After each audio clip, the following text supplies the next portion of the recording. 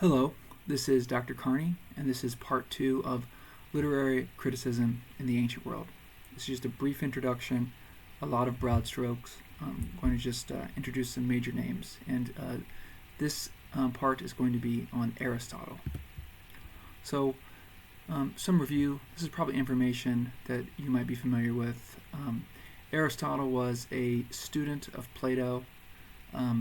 Unlike Plato, he didn't write in the dialogue form. His works are more academic treatises. They're not dramatic. They're kind of dry and technical. Some have even went so far as to suggest that his treatises are lecture notes rather than polished writing intended for a reader. But another thing to keep in mind is that many of his works are missing or fragmentary. There's one section of the Poetics that is missing. It deals with comedy that is kind of famously lost. There's a novel that I really like called Umberto Eco's The Name of the Rose, and it deals with this lost section of the Poetics that deals with comedy. The majority of the Poetics deals with tragedy. This is a painting of Aristotle by Francesco, I'm going to say Hayez, 1811. So we will treat a few of his works in this brief presentation. The main work that we'll treat is the Poetics. It's of central interest to literary historians. Maybe it's more accurate to say we're going to focus on the Poetics in this presentation. But there are a lot of other works by Aristotle that you might have heard about or familiar with. Other disciplines are going to be really interested in those. So the Nicomachean Ethics, very important for, obviously, ethics. Aristotelian rhetoric is really important for communication, rhetoric, of course, and other disciplines like law, and then of more philosophical academic interest, the metaphysics. This photograph here of the W.D. Ross, Oxford University Press, 12-volume set of Aristotle's complete works is just to illustrate how much Aristotle is, wrote and how much has been preserved. This is not counting the stuff that's not been preserved. And then I have a photograph here of what is an excavation site from 1996 of the school that Aristotle founded and taught in Athens.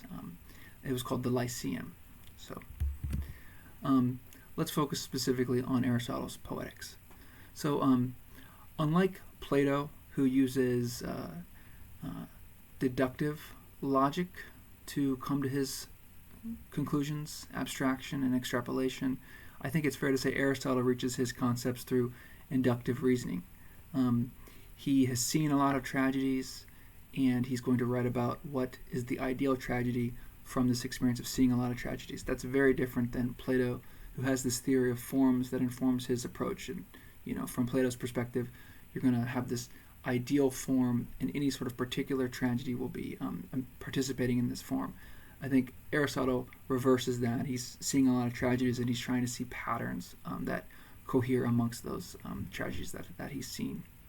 Because of this, his commentary on the tragedy tends to be somewhat historically specific, but I think it still can be applied to later tragedies. For example, Hamlet, Elizabethan tragedy, or even more contemporary American tragic drama like Death of a Salesman. But so Aristotle provides a model of analysis. He talks about tragedy and he breaks it down into its constituent elements. The mythos is the plot of the tragedy, all of the major events. The ethos are the characters that the tragedy is about. There is the dianoia, which is the sentiment or theme. The lexis, the words that the playwright is, writing and the actors are speaking. Tragedy was accompanied by music in Aristotle's day, so he talks about the appropriate melodies to go along with it, and then the opsis, or the optics, right? The spectacle, scenery, costuming, masks. And one thing to keep in mind about Aristotle's view of tragedy is that all of these elements are important. They all should be intentional and deliberate in execution. We do get a commentary on narrative in this treatise. It's about the narratives of tragedies, but I think we can broaden the scope to talk about it. It comments on the structure of narrative in general, and seems really simplistic, but Aristotle reminds us that stories have beginnings, middles, and ends, and he has some commentary on what's the best way of telling a story. And one of the things that he talks about is stories should focus on an episode in someone's life rather than their whole life. There are too many incoherent incidental events in an entire life to make a story really work. It should be focused. And he actually has this concept of dramatic unity where it should take place over the course of a single day. That's just a separate idea. But basically that a narrative should be focused on an episode rather than trying to take on too much.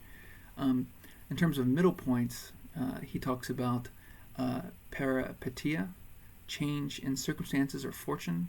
We might refer to that as conflict, right? Something has to happen to characters. And these conflicts happen as a result of anagnoresis, or recognition, going from ignorance to knowledge. And a lot of times this change in circumstances is best, according to Aristotle, if it's tied to recognition, right? It's through some sort of recognition, going from ignorance to knowledge, that brings about change in circumstances. You can think about Sophocles' Oedipus, right? When Sophocles realizes that he is the one who, spoiler alert, he is the one who killed the king, and he's the reason why Thebes is beset by this curse. And that causes him to go from king to cursed person, beggar, Sometimes we talk about Freytag's pyramid as commentary on Aristotle's plot structure. I'm not sure if that's a direct connection or if it's just that Gustav Freytag's pyramid, which is a pretty common visualization of plot structure. I'm not sure if Freytag's pyramid is a direct visualization of Aristotle's commentary on storytelling, or if it's very similar. But I would like to introduce this concept of Freytag's pyramid. This dramatist, critic, writer, Gustav Freytag from the 19th century, he talked about how emotionality is the important part of drama, and that you should contrast emotions in order to make a story interesting. And in the course of talking about this importance and centrality of emotion, he gives us this outline of how plots are constructed. Exposition, there's this inciting incident that causes a protagonist to approach conflict. The conflict reaches a climax. The climax is when the conflict is hopefully resolved, and then the story is concluded. So moving on, there's so much in the Poetic, so this is just a surface account. Something that Aristotle claims is that tragedies, we'll say narratives in general, should have dramatic unity. Every scene, character, exchange of dialogue, or incident should be carefully chosen and crucial for advancing the central storyline or thematic content of the play. This comes from, if you look at my part 1 of the literary criticism in the ancient world, I talk about how much of this presentation comes from Anne Stevens' Literary Theory and Criticism, Chapter 2. So this is from that book, page 63 in the second edition. Every scene, character, exchange of dialogue, or incident should be carefully chosen and crucial for advancing the central storyline or thematic content of the play. In other words, every element of the form is important. You can't kind of make a hierarchy of like what's important and what's not important. It's all important. One of the victory conditions of art for Aristotle, I think it's fair to say, is that an artist has kind of given thought to every element that they've put in. This is interesting as a touchstone to think about future meditations on artistic form. Anne Stevens brings up Samuel Taylor Coleridge's Biographia Literaria, where Coleridge he he argues that you can't make any changes to a poem without doing a disservice to the vision of the artist. Right, the artist has a vision. They make decisions, and that no editor or no kind of reader or plagiarizer should go in and change things. It's an interesting view, and I think it still influences us today. We always talk about, like, what was the intention of the author.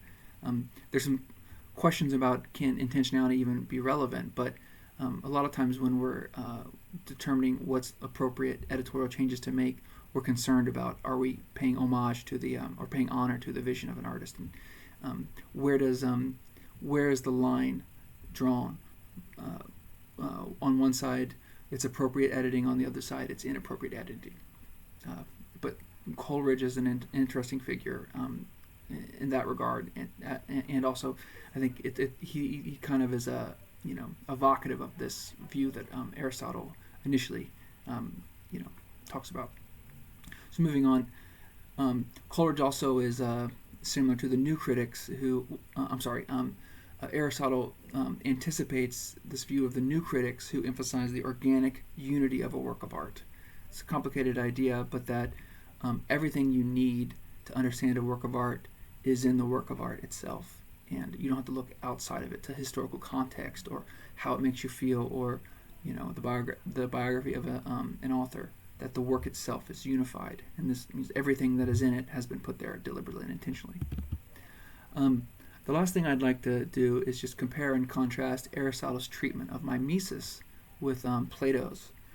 We're going back to the first part of this presentation. Plato is very inhospitable toward mimesis, towards representation. He thinks it's basically representations are lies, right? Aristotle's much more hospitable to this concept. Claims that representations are in our human nature, they bring us to light, and more importantly, representations are good for us. They can, specifically with tragedy, we see somebody poking out their eyes because they slept with their mother, Oedipus. It's good for us in some weird way, right? It allows us to identify with the experiences of the character and purge these negative emotions. There's actually a theory of psychology embedded in that idea of catharsis that maybe we agree, maybe we disagree with. I put a picture I drew in 1988 when I was 5 years old up because it's it's in our human nature. It's something that we do from very early, is these representations. And also it's a fantastical picture of castles in the sky. Aristotle defends the fantastic and plausible, fantastic but also plausible, against the humdrum things within the realm of human possibility.